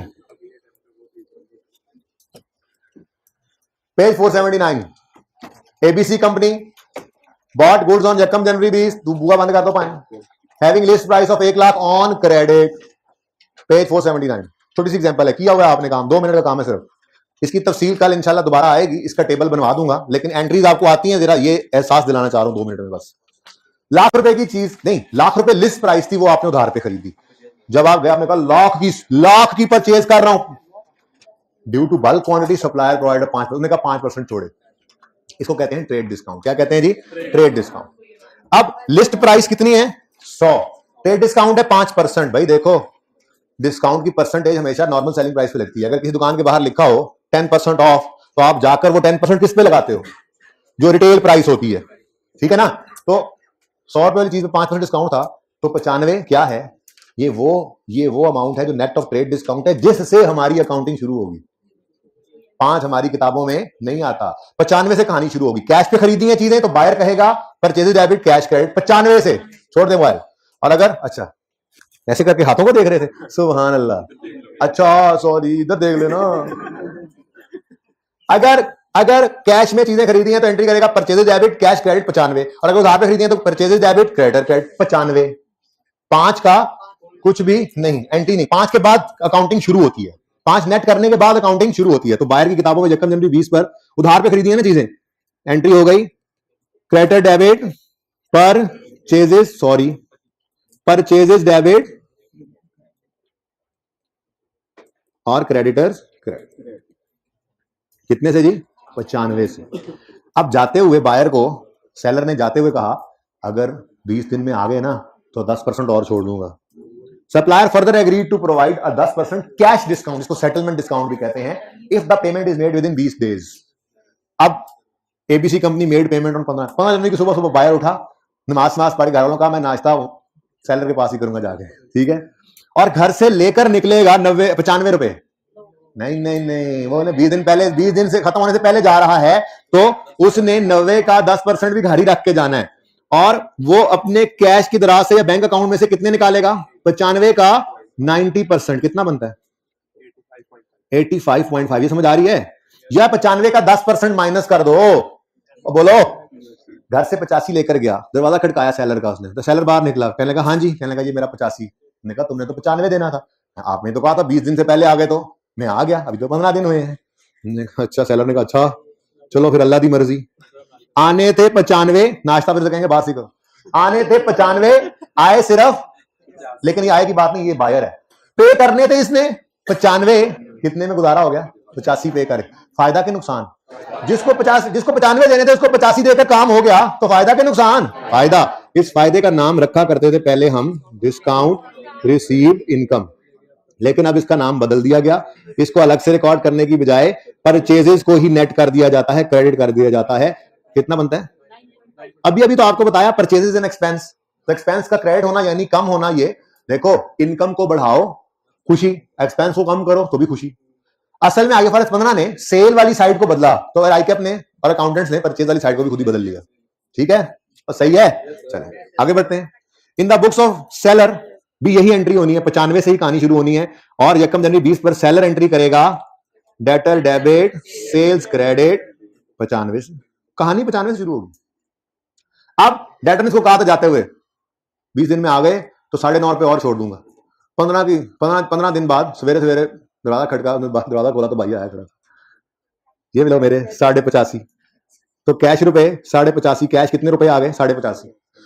अब डेटर ने सेलर ने ठंडा सांस भरा और कहा ठीक है भाई अल्लाह दी मर्जी। आने थे जिससे 95, ठंडा सांस उसने भरा हुआ है, आने थे जिससे 95, आए हैं सिर्फ 85.5, तो 9.5 रुपए का नुकसान हो गया। बोलो, तो ये 9.5 रुपए का नुकसान पहले इसको कहा करते थे डिस्काउंट अलाउड एक्सपेंस, अब आईएफआरएस 15 ने इसको बदला है, तो हम फिर अब सेल्स को ही डेबिट कर देते हैं। अल्टीमेटली बात तो वही है, एक एक्सपेंस डेबिट करना यानी बढ़ाना, उसकी बजाय एक इनकम को डेबिट करके कम कर लो, बात तो एक ही है, ठीक है। तो ये है जी डिस्काउंट, ट्रेड डिस्काउंट और कैश डिस्काउंट। कल इसका एक टेबल बना दूंगा, एंट्रीज भी लिख लेंगे, एंट्रीज आपको बहरहाल आती हैं, ठीक है जी। तो पास पेपर 17 नलतर करके आइएगा, जो काम आज करवाया वो रिवाइज कीजिएगा। आज फिर कुछ नहीं पढ़ सके, माजरत, ठीक है, जिंदगी रही तो कल होगी मुलाकात। अल्लाह हाफिज़।